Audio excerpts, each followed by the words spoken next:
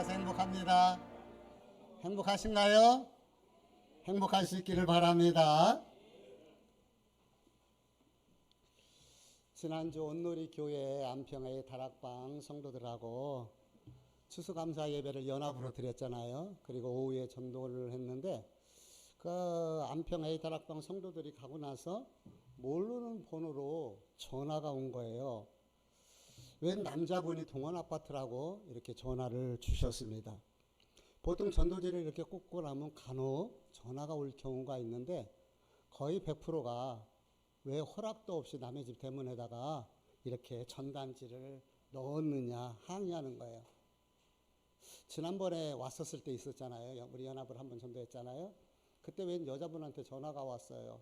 전화를 받았더니 얼마나 쌍욕을 해대는지 저한테 욕을 바가지로 먹어가지고 그래서 동원아파트라길래 또 욕먹는가 보다 싶어가지고 조심스럽게 받았더니 그렇게 이야기를 하는 거예요. 교회 행복엽서를 읽어봤는데 자기가 전에 교회를 다니다가 지금은 못 다니고 있다고 그러더라고요. 60대 후반 정도 되시는 분이라고 그러시는데 그러면서 지금도 다니면서 그래도 차 안에서 늘 찬양을 듣고 다닌다고 우리가 여기 그 코카콜라를 주변을 알고 있다고 그렇게 이야기를 하는 거예요. 얼마나 감사하던지 욕먹을 줄 알았는데 욕은 안 먹고요. 근데 월요일 날 아침에 오전에 여자분에게서 전화가 왔어요. 모르는 전화번호에 이것도. 그래서 조심스럽게 받았더니 부영 아파트 청소하시는 분이라고 이렇게 이야기를 하더라고요. 전도지를 넣을 때마다 우리가 좀 미안한 게 있어요. 왜냐면은 이 전도지를 사람들이 그냥 이렇게 문을 열면 그냥 떨어지면 주워야 되는데 안 줍고 그러는데 대부분 이거는 이제 청소하시는 분들이 고생을 해야 되잖아요. 그래서 너무 미안한 마음이 들어요. 청소하시는 분이라고 하길래 얼마나 미안하고 또 이제 욕을 먹게 생겼구나 싶어가지고 조심스럽게 내가 먼저 죄송하다고 그렇게 이야기를 했더니 뜬금없이 감리교냐고 물어봐요. 그래서 저희 장로교회라고 그렇게 이야기를 했더니 이분이 한다 소리가 자기가 능서 지역에 있는 감리교회를 다닌다는 거예요. 근데 그 전도지리 행복엽서를 읽어보았나 봐요. 그래서 전에는 전혀 그런 생각이 들지 않았는데 그것을 보면서 기도해야 될 것 같다라는 생각이 들고 그래서 새벽 기도를 가는데 열린 축복교회를 위해서 기도하시겠다는 거예요. 할렐루야. 그러니까 다른 교회 다니는 성도가 우리 교회를 위해서 기도해 준다고 그러니요. 얼마나 감사해요. 바짝 긴장하고 욕먹을까 그랬는데 그런 소리를 들으니까 마음에 얼마나 햇빛이 들어오는 것처럼 따뜻해지고 평안해지는지 얼마나 감사했는지를 몰라요. 그런데 어제 그 단양에 있는 임철규 집사님한테서 전화가 왔어요. 그러면서 한 분이 오늘 교회에 가기로 약속을 했다고 그렇게 이야기를 해요. 국내에 사는 분이라고 이렇게 이야기를 하시더라고요. 그래서 전화를 바꿔줘갖고 통화를 하고 잠시 인사를 하고 그래서 오늘 오시기로 그리고 제가 이제 우리 교회 주소를 가르쳐 줬어요. 그래서 그분을 오늘 아침에 내가 얼마나 많이 기다리는지 이제나 저제나 혹시나 하고 기다려도 님은 오지 않네요. 그래서 안타깝기는 한데 꼭 온다고 약속을 했거든요. 그런데 오지를 못해서 좀 안타깝긴 한데 그런 분이 지금 두 분이 있어요. 반드시 하나님께서 보내주실 줄 믿습니다. 그 마음이 움직여지고 그래서 오늘도 정말 한 영혼 하나가 하나님 앞에 오는 것이 이렇게 어렵고 힘든 일이라는 것을 새삼 느끼게 됩니다. 저는 이 1년에 있었던 몇 가지 그 외에도 더 이번 한 주간 동안에 있었던 이 작은 일들을 보면서 이게 우연이 아니었다 생각합니다. 다니엘 기도회를 하면서 우리가 같이 12월 14일에 있을 해피데이 지브로를 위해서 준비하며 기도하는데 하나님께서 우리에게 은혜를 주시고 기도를 통해서 역사하시는 하나님의 모습을 보여주신다고 그렇게 생각합니다. 우리 12월 14일 날 해피데이 작은 음악회를 통해서 전도 초청잔치를 열게 되는데 우리 최선을 다해서 하나님 앞에 지난주 말씀처럼 감사하며 기도하며 함께 최선을 다해서 전도했으면 좋겠습니다. 하나님께서 이런 아름다운 공간과 환경을 주셨잖아요. 감사하며 빈자리 채우기를 위해서 저와 여러분이 같은 마음을 가져주시기를 주님의 이름으로 부탁을 드립니다. 이제 말씀에 좀 집중을 해야죠. 아이, 그 바깥에 신경 쓰느라고 혹시나 늦게 와서 왔다가 못 들으는 건 아닌가. 그런 마음이요. 막 드는 거예요. 우리가 읽어본 말씀은 한 마리 양을 찾아 나서는 목자의 모습, 우리가 잘 알고 있는 그런 말씀이에요.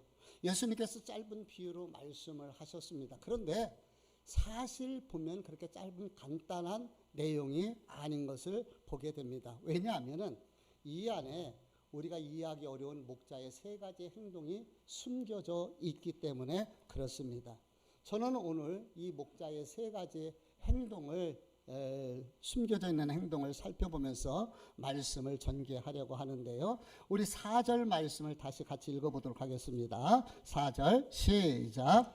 너희 중에 어떤 사람이 양 100마리가 있는데 그 중에 하나를 잃으면 99마리를 들에 두고 그 잃은 것을 찾아내기까지 찾아다니지 아니하겠느냐. 예, 여기서 첫 번째 이해할 수 없는 목자의 행동이 나오고 있습니다. 잃어버린 양 한 마리를 찾기 위해서 99마리의 양을 들판에 두었다는 거예요. 그러니까 들판에 두었다라는 것은 꼭 방치한 것처럼 보이게 되는 것이죠. 이게 얼마나 어리석고 바보 같은 일입니까? 한 마디 양을 찾는 것은 이해가 되잖아요. 그런데 나머지 99마리 양은 어쩌자는 거예요? 목자가 없을 때에 사나운 늑대나 이리의 공격이 있을 수 있고요. 또 그 나머지 99마리가 흩어지면은 이거 걷잡을 수 없잖아요. 이걸 어떻게 수습할 수 있겠느냐는 것이죠.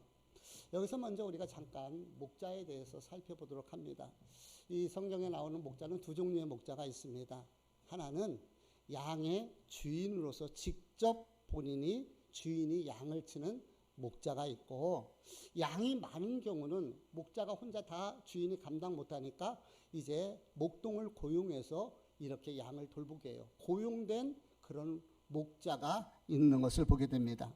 이 고용된 목자들은 아무래도 자기 양이 아니다 보니까 주인 목자보다는 양에 대한 애착과 그 사랑이 적을 수밖에 없는 것이죠. 어떤 일이 있으면 가장 먼저 자기 자신의 신변이 첫 번째인 거예요. 자기 안전이 우선이 될 수밖에 없는 것이죠. 그래서 예수님께서 이런 말씀을 하셨어요. 우리 요한복음 10장 11절에서부터 한번 같이 읽어볼게요. 시작. 나는 선한 목자라. 선한 목자는 양들을 위하여 목숨을 버리거니와 삭구는 목자가 아니요 양도 제 양이 아니라 이리가 오는 것을 보면 양을 버리고 달아나라니 이리가 양을 물어가고 또 해치느니라. 예, 자료마다 2000년 전의 사건이니까 상황이니까 예수님 당시에 그 양들에 대해서 우리가 잘 알 수는 없습니다. 그런데 여러 자료를 종합해 보면은 일반적으로 양을 칠 때 10마리에서 30마리 정도 이렇게 양을 치고 있었고요. 한 목자가 50에서 100마리 정도 관리가 되었다고 합니다. 그런 것을 보면 100마리라는 것은 이 목자가 관리할 수 있는 최대한의 이 양이었고, 이제 자기가 직접 키우는 그런 주인된 목자라는 것을 알 수가 있습니다. 성경은 사람을 무엇으로 비유했죠? 양으로 비유를 해요. 그럼 왜 양으로 비유를 할까요? 거기에는 이유가 있어요. 이 양의 특성과 사람의 특성이 같은 것을 우리가 볼 수가 있겠죠. 양의 장점은 온순하고요, 착해요. 양은 고기, 가죽, 젖 모든 것을 희생해서 그 자기 주인에게, 목자에게 유익을 주게 되죠. 그래서 아주 오래전서부터 이 양은 사람과 함께 살아왔던 것입니다. 귀가 아주 밝다는 거예요. 그래서 목자가 이야기하는 그 목자의 음성을 알게 되어지게 되는 것이죠. 아주 밝아요. 그래서 주인과 함께 동고동락을 하는데요. 단점이 무엇이냐면요, 눈이 아주 나쁘다고 그래요. 시력이 나빠요. 그래서 목자가 조금 멀리 가면은 목자를 못 쫓아가는 거예요. 잃어버리는 거예요. 그러니까 절대 목자와의 거리가 멀어져서는 안 되는 것이지요. 뿐만 아니라 약해서 자기를 방어할 능력이 없는 것이 양의 특성인 거예요. 예를 들어서 사슴은요, 빠른 발이 있어요. 그래서 여차하면은요 주랭랑을 칠 수도 있는데 이 양은 그렇게 다리를 도망가지를 못해요. 빠르지를 못해요. 도망가봤자 붙잡히게 되는 거죠. 또 염소는 뿔이라도 있었고 들이받아요. 안 되면 급할 때는. 근데 양은 자기를 보호할 만한 것이 없어요. 기린은 등치가 엄청나게 크잖아요. 그래서 이 등치로 이렇게 웬만한 동물에게는 자기를 몸을 보호할 수가 있습니다. 그런데 양은 빠른 발도 없고 자기를 보호할 수 있는 뿔도 없고 등치도요 아주 작아요. 몸집이요 잡혀먹기 딱 좋은 사이즈예요. 지구상에 있는 여러 동물들이 있을 거 아닙니까? 쥐도 있고 코끼리도 있고 쥐는 엄청 작고 코끼리는 엄청 크잖아요. 그래서 지구상에 있는 동물을 평균하면 양 사이즈라는 거예요. 잡혀먹기에 딱 좋은 양 사이즈. 그래서 누가 필요해요? 목자가 반드시 필요한 것을 보게 됩니다. 그런데요, 이 양은 또 고집이 대단히 세다고 그래요. 지 고집이 만만찮아요. 그래서 성경에는 각기 제 길로 지 고집대로 갔다고 성경은 이야기를 하고 있는 것이죠.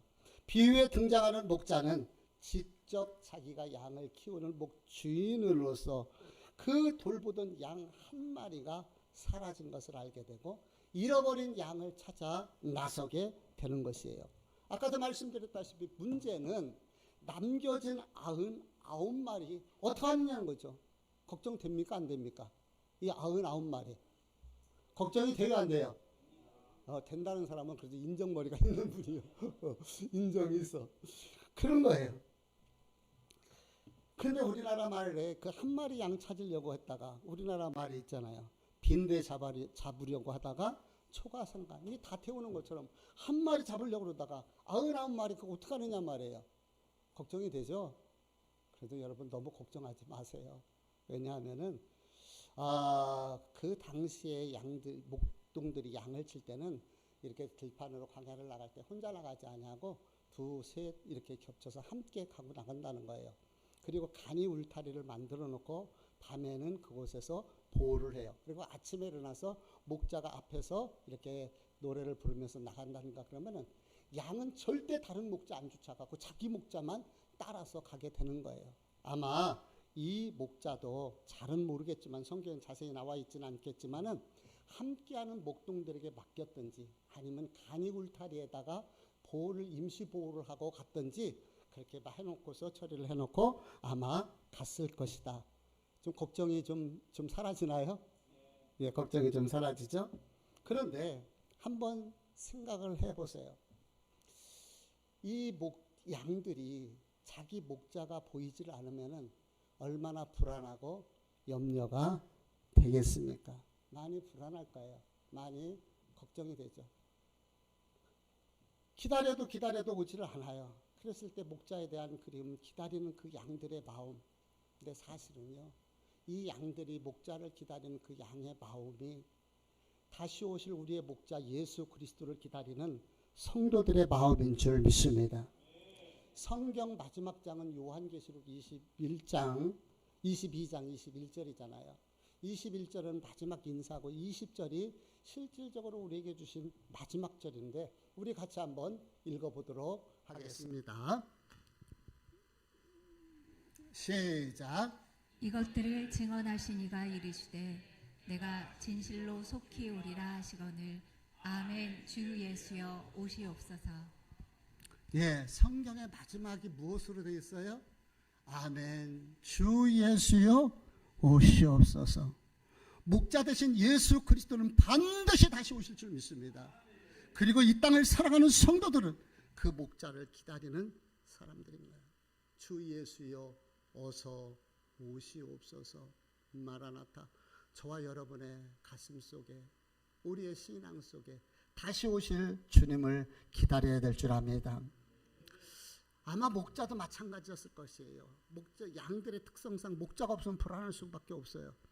그러니까 그 양들을 남겨놓고 한 마리 양을 찾으러 나선 목자의 마음은 또 얼마나 안타깝겠습니까? 그래서 그 99마리의 양을 위해서는 한 마리 양을 빨리 찾는 수밖에 없어요. 그게 99마리 양의 평안을 줄 수 있는 것이거든요. 그러다 보니까 이 목자가 양을 찾기 위해서 얼마나 애쓰고 분주하게 움직였겠어요.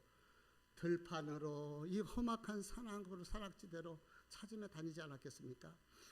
이야기를 들어보니까요, 이 양들은 아무리 많아도 각자의 이름이 있대요.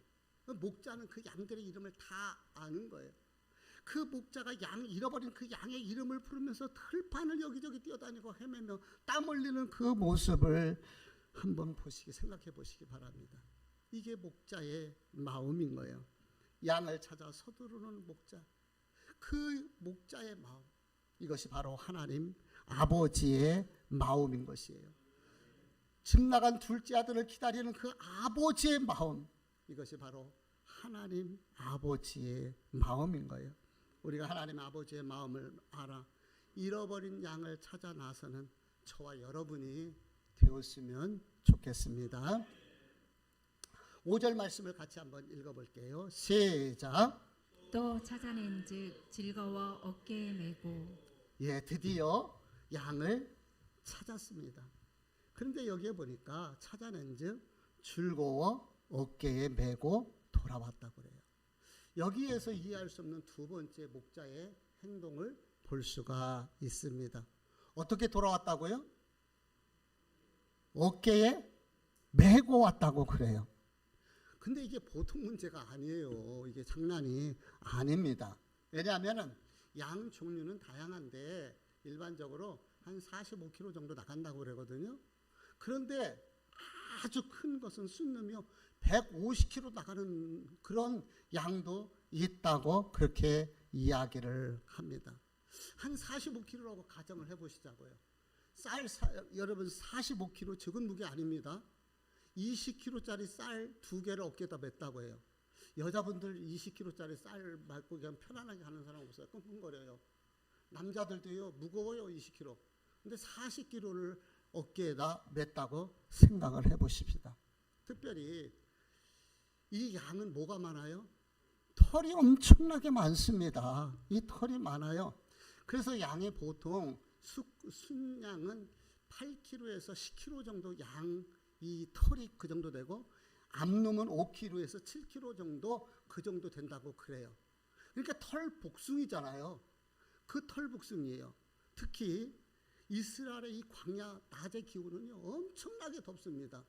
근데 그 날씨에 쌀 40kg를 메고 털이 북실북실 정신없어요.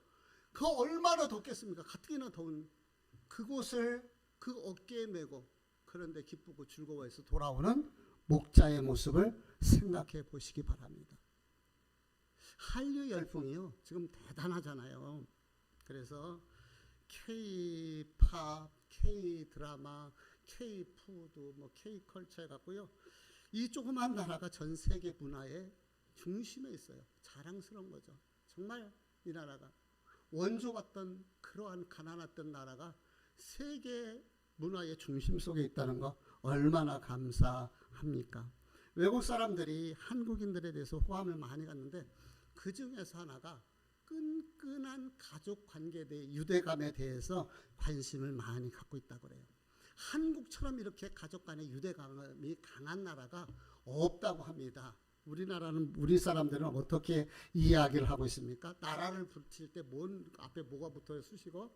우리 나라, 우리 집, 우리 엄마, 우리 교회, 우리 가족 이렇게 앞에다가 우리라는 단어를 붙이는 나라는요 우리나라밖에 없다는 거예요. 나도 또 우리나라라고 그러잖아요. 우리나라밖에 없다고 그래요. 입에다가 넣고 수저를 넣고 쪽쪽 빨고도 그것을 함께 된장 그릇에 아니면 큰 찌개 그릇에다 넣고 떠먹는 나라는요 대한민국밖에 없다고 그래요. 이제 지금은 개인이 많이 하지만 옛날에는 다 그냥 떠먹었잖아요. 이게 우리나라밖에 없다는 거예요.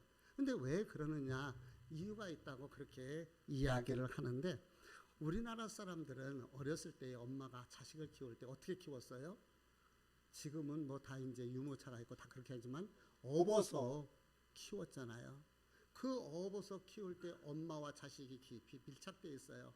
엄마는 아가의 심장 소리, 숨소리를 듣게 되는 것이고 아가는 엄마의 체온을 느끼게 되는 것이죠. 여기에서 친밀감이 만들어진다는 거예요. 우리나라의 특유의 그 친밀감. 양을 찾아서 그 무거운 양, 털복숭이 그 양을 메고 오는 그 목자를 한번 생각을 해보세요. 아마 양의 숨소리, 심장소리를 들었고 양은 목자의 체온을 느꼈을 거예요. 그 목자가 양을 메고서 어떤 말을 했을까요? 양한테. 시용아, 이 녀석아, 그간 얼마나 고생이 많았니? 얼마나 힘들었어? 어디 아픈데 다친 데 없니? 자식과 같은 그 사람들에게서, 목자들에게서 양은 자식과 같으니까 이렇게 이야기하지 않았을까요? 그 무거운 무게도, 그 털도, 그 더위도 한 마리 잃어버린 양을 찾은 목자의 마음은, 그 마음을 감당할 수가 없는 거예요. 그래서 그 양을 메고서 기쁨으로 돌아왔습니다. 이제 우리 6절 말씀을 같이 읽어볼게요. 시작. 집에 와서 그 벗과 이웃을 불러 모으고 말하되 나와 함께 즐기자. 나의 잃은 양을 찾아내었노라 하리라. 예, 세 번째 가장 이해하기 어려운 이 목자의 행동이 여기에 나오고 있습니다. 양 한 마리를 찾았어요. 너무 감사한 거예요. 벗과 이웃들을 불러서 잔치를 벌이면서 나와 함께 즐기자. 나의 잃어버린 양을 찾았다고 그렇게 이야기를 해요. 양 한 마리 가격이 얼마나 갈까요? 예수님 당시에 잘 알 수가 없어요. 그런데 이 자료나 이런 것들을 문헌을 종합해 보면은 역사학자 요세푸스는 양 한 마리가 2데나리온에서 4데나리온 정도 된다고 이렇게 얘기하고, 제사용이 조금 비싸대요. 그래서 4에서 한 6 정도 된다고, 데나리온이 된다고 그래요. 1데나리온이 당시에 노동자 하루의 품삯이었다고 하면은 지금 돈으로 따져보면은 20만 원에서 40만 원 정도의 가격의 양 한 마리를 찾은 거예요. 근데 잔치할 때 비용이 얼마나 들어갔을까요? 저도 모르고 여러분들도 몰라요. 주인만 알게 되는 것이죠. 어떻게 보면 배보다 배꼽이 더 컸을 수도 있겠다. 그런데 목자는 잔치를 하는 거예요. 왜 그런지 아십니까? 한 마리 양은 단순한 양, 내가 키우는 양이 아니라 자기 가족이기 때문에 그래요. 요즘은 애완견이라고 하지 않고 뭐라고 얘기를 해요? 반려견이라고 얘기를 해요. 내 인생의 반려견이라는 것이죠. 그래서 반려견 주인이 뭐예요? 엄마고 아빠예요. 엄마라고 아빠라고 부르라고 그래요. 엄마, 엄마다. 참, 아는 분 지인이요, 반려견을 키우다가 반려견이 죽었는데요, 유품을 모아가지고요 추모하는 곳에 갔다가 안치를 하고서요 하루에 한 번씩 들여다본다는 거예요. 완전히 가족인 거예요.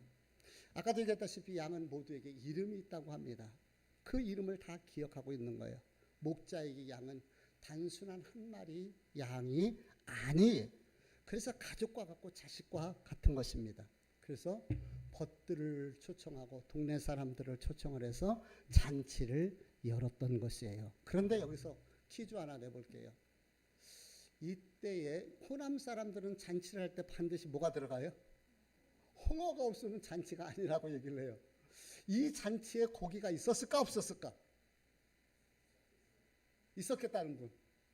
없었겠다는 분? 저도 몰라요. 여러분들도 모르고요.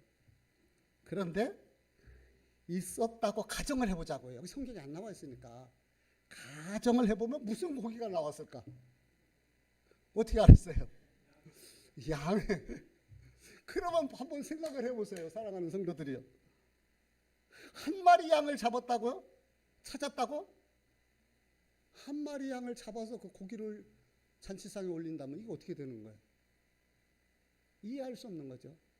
근데 우리가 이것을 뭐라고 얘기하냐면 희생 양이라고 그렇게 이야기를 하는 거예요. 한 마리를 찾았을 때 그 기쁨을 나누기 위해서 다른 한 마리 양이 희생이 필요했던 것이에요. 그런데 이것이 복음입니다. 나 같은 죄인을 위해서 예수님이 희생양이 되셔서 십자가 위에서 죽으신 거예요. 원래 우리는 길 잃어버린 한 마리 양 아닙니까? 사나운 짐승에 잡혀 죽을 수밖에 없는 존재인 거예요. 그런데 예수 그리스도께서 저와 여러분을 사랑하셨고 저와 여러분을 찾아오셨고 저와 여러분을 위해서 십자가에서 대신 죽으신 줄 압니다. 그래서 저와 여러분 생명을 얻게 되고 천국 소망을 가질 수 있게 된 것이에요. 화목제물이 되신 희생양이 되신 예수 그리스도. 그래서 요한복음 4장 9절에서 이렇게 이야기하고 있어요. 10절에서 우리 같이 읽어보도록 합니다. 시작. 하나님의 사랑이 우리에게 이렇게 나타난 바 되었으니 하나님이 자기의 독생자를 세상에 보내심은 그로 말미암아 우리를 살리려 하심이라. 사랑은 여기 있으니 우리가 하나님을 사랑한 것이 아니요 하나님이 우리를 사랑하사 우리 죄를 속하기 위하여 화목제물로 그 아들을 보내셨습니다. 아멘.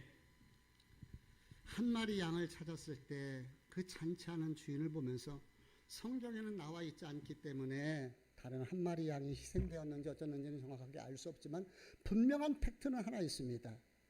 한 마리 노동자의 하루 이틀 내지 나흘 정도 되는 그 한 마리 양을 찾았는데 그 양을 위해서 주인은 희생의 경비를 들여가면서 잔치를 열었다는 사실입니다.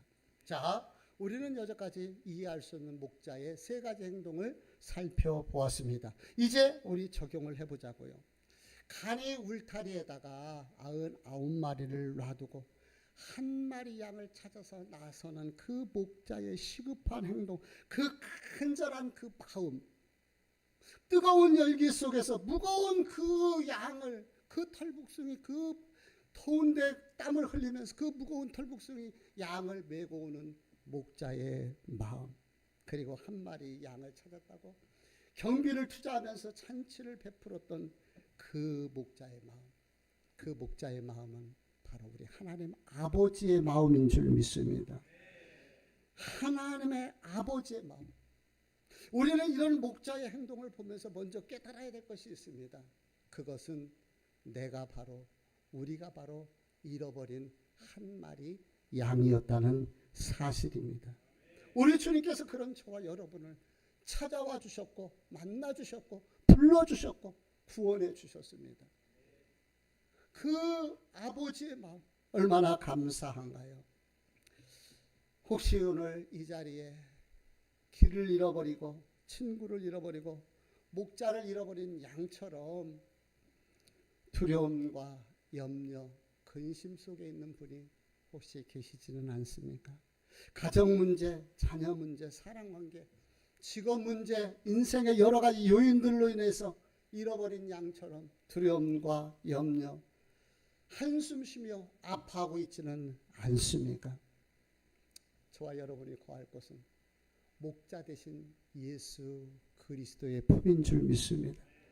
우리를 타덕거리시며 안식의 품으로 안아주시는 예수 그리스도, 그 주님을 찾으시고 그 주님을 만나시고 그 주님의 이름을 부를 수 있기를 바랍니다.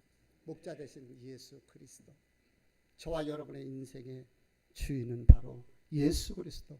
그 예수 그리스도를 만나면은 두려움이 평안으로, 염려가 기쁨으로, 원망과 불평이 감사로 바뀌어지게 될 것입니다. 자, 우리가 죄인인 것을, 내가 잃어버린 양이었던 것을 깨달았고요. 이제 여기서 한 걸음 더 나아가서 아버지의 마음, 목자의 마음을 알자는 것이죠. 우리 PPT를 한번 볼까요? 어떤 목사님이 이런 이야기를 합니다. 같이 읽어봅니다. 시작. 이렇게 날마다 일어나는 세 가지 기적이 있는데 예수님을 믿는다고 하면서 예수님의 말씀인 성경을 거들떠보지도 않는 것, 예수님을 사랑한다고 하면서 전도할 생각은 전혀 하지 않는 것, 그럼에도 불구하고 예수님을 믿고 사랑한다고 자신 있게 말하는 것이다. 어떠신가요? 마음에 찔리지 않습니까? 우리가 하나님을 사랑한다고 하면서 어떻게 전도하지 않을 수 있으며, 어떻게 전도하지 않으면서, 영혼을 사랑하지 않으면서 하나님을 사랑한다고 말할 수 있느냐는 것이죠. 7절에 보면은 내가 너에게 이르니 이와 같이 죄인 한 사람이라고 이렇게 표현을 하고 있습니다. 근데 병행구절 마태복음 18장에서는 그것을 그 죄인 하나를 작은 자 중에 하나라고 표현을 합니다. 여기서 작은 자라는 것은 나이가 작고 키가 작다는 말이 아닙니다. 여기서 작다라는 것은 소외되고 상처받고 버림받은 그 영혼, 그 죄인 한 사람을 이야기하는 것입니다. 그래서 전도는 하나님 아버지의 마음을 아는 것부터 시작되게 되는 것이죠. 하나님의 마음을 알면 그 목자처럼 영혼을 품고 행동하게 되는 것이에요. 제가 지난주에도 말씀을 드렸다시피 우리가 전도할 때, 개인 전도를 할 때 반드시 5가지 요소가 필요한 것 같아요. 첫 번째는 마음이에요. 마음. 영혼을 사랑하는 그 마음. 그 마음으로 한 영혼을 마음에 품자는 것이죠. 그리고 두 번째는 기도하는 거예요. 우리가 전도에서 기도 전도가 가장 중요합니다. 기도하면 하나님께서 일하시는 것을 알게 되잖아요. 그랬잖아요. 지난번에도 말씀드렸다시피 내가 일하면 내가 일하는 것으로 끝나지만 내가 기도하면 하나님이 일하신다니까요. 인생을 우리가 승리하면서 살 수 있는 길이 무엇이에요? 내가 일하면 내 일로 끝나지만 내가 기도하면서 일하면 하나님이 일하신다니까요. 하나님이. 그래서 기도하는 것이고, 세 번째 이제 관계를 통하여서 친밀감을 갖고 유대 관계를 갖고 예수 사랑으로 섬기고, 네 번째 초청하는 거예요. 12월 14일이 무슨 날이래요? 해피데이 집으로. 이 집이 어떤 집인가요? 하나님의 집, 구원의 집, 생명의 집, 잔치집인 줄 압니다. 그래서 우리가 기뻐하고 하나님이 기뻐하고 온 사람이 영혼 구원 받으니까 얼마나 기뻐하는가요? 초청하는 거죠. 그리고 5번째, 그걸 끝나면 안 돼요. 혹시 이제 오시게 되면은 그 다음에는 돌봄이 필요한 거예요. 예수 사랑, 그 섬김의 시간이 필요한 거예요. 내가 처음 교회를 왔다고 생각을 해보세요. 문 여는 거 하나 다 어색합니다. 사람 옆에 앉아 있는 거 어색한 거예요. 근데 혼자 있게 돼도서는 안 되죠. 함께 사랑을 나누는 거예요. 섬겨 드리는 것입니다. 그런데 그렇게 했었는데 열매가 없다. 그렇다고 낙심하지 마세요. 좌절하지 마세요. 그저 우리가 할 일을 하고 씨를 뿌렸고 최선을 다했잖아요. 지난번에도 말씀드렸다시피 조지 밀러는 5명의 친구를 위해서 일생 동안 기도를 했는데요. 네 번째 친구는 36년 만에 그렇게까지 포기하지 않은 거 기도한 거예요. 그리고 마지막 친구는 그가 죽은 지 몇 주 후에 무려 52주 만에, 그렇게 52년 만에 하나님 앞에 돌아왔다고 하지 않습니까? 포기하지 않는 기도는 마침내 보석이 됩니다. 우리가 포기하지 않고 그리스도의 사랑으로 끈질기게 기도하며 사랑으로 섬기고 초청하고 하다 보면 언젠가는 오게 될 줄 믿습니다. 국내에 있는 권우성 씨, 우리 열린 축복에 나올 줄 믿습니다. 저는 끈질기게 기도하면서 전도할 텐데 여러분들도 기도해 주시기를 바랍니다. 영화 신들러 리스트에 보면은 한 사람을 구하는 것이 세상을 구하는 것이다 라고 말하고 있습니다. 조지 회필드는 주님, 제게 영혼을 주옵소서, 그렇지 않으면 제 영혼을 취하소서 라고 간절히 구했는데, 우리도 이런 양을 찾아가는 그 목자의 그 마음으로 하나님 아버지의 마음을 알고 한 영혼을 향한 사랑으로 함께하면 어떨까요? 기도하시겠습니다.